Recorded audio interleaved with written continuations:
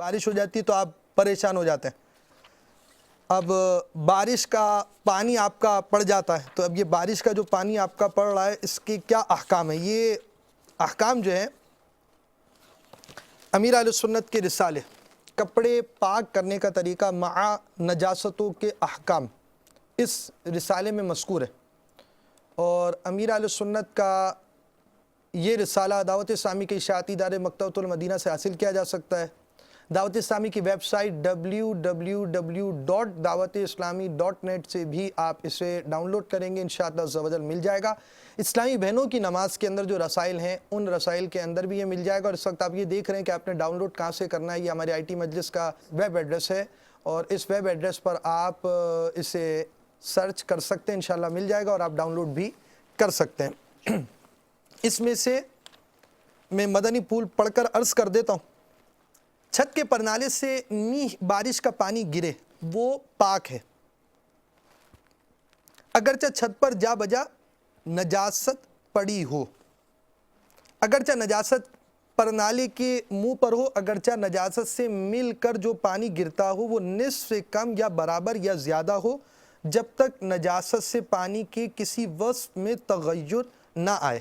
امیر اہل سنت اس کی وضاحت کرتے ہیں، یعنی جب تک نجاست کی وجہ سے پانی کا رنگ یا بو یا ذائقہ، تین چیزیں، رنگ یا بو یا ذائقہ، اسمیل، ٹیسٹ اور آپ کی کلر، یہ تین چیزیں تبدیل نہ ہو جائیں، اس وقت تک آپ کا یہ پانی پاک ہے. فرماتے ہیں یہی صحیح ہے اور اسی پر اعتماد ہے.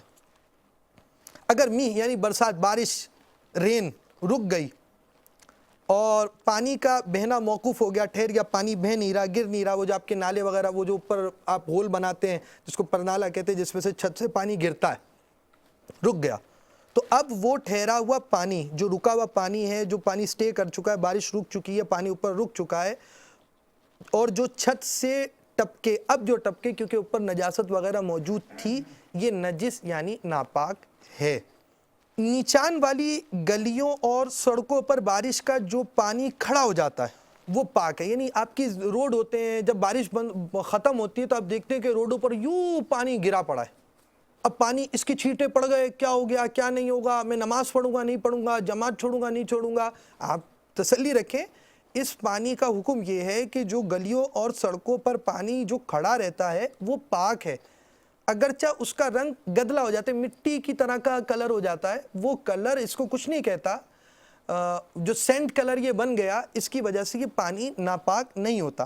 بعض اوقات گٹر کا پانی بھی اس میں شامل ہو جاتا ہے، لیکن یہاں بھی یہی قاعدہ ہے، یہی اصول ہے، یہی پرنسپل ہے، یہی لاء ہے کہ ناپاکی کے سبب سے اس پانی کے رنگ یا بو یا مزہ میں تبدیلی آئی تو ناپاک ہے، ورنہ پاک ہے. یعنی تین چیزیں ہیں جس کو اوصاف ثلاثہ کہا جاتا ہے. یعنی 3 ٹائپس آف، آپ یوں سمجھے کہ کریکٹرز، 3 کریکٹرز ہیں پانی کے. ایک یہ کہ ذائقہ، ٹیسٹ، اسمیل یعنی اس کی بو، اور تیسرا کلر یعنی رنگ. یہ تین چیزیں، ان میں سے کوئی ایک کریکٹر، کوئی ایک وصف جو ہے اس کا وہ تبدیل ہو گیا، خراب ہو گیا، تو اب اس کو ناپاک کہا جائے گا، ورنہ یہ پانی بھی پاک ہے. آپ نماز قضا نہیں کر سکتے اپنی کہ میرے اوپر یہ لگا ہوا تو اب میں نماز ہی پڑھوں گا، نماز کیسے پڑھوں، میں بارش سے آیا ہوں، بارش میں پتہ نہیں کیسے کیسے چھینٹے لگ جاتے ہیں، ایسا ہو جاتا ہے ویسا ہو جاتا ہے. جی نہیں، آپ یہ رسالہ حاصل کیجئے، اس کا مطالعہ فرمائیے، ورنہ پاک ہے.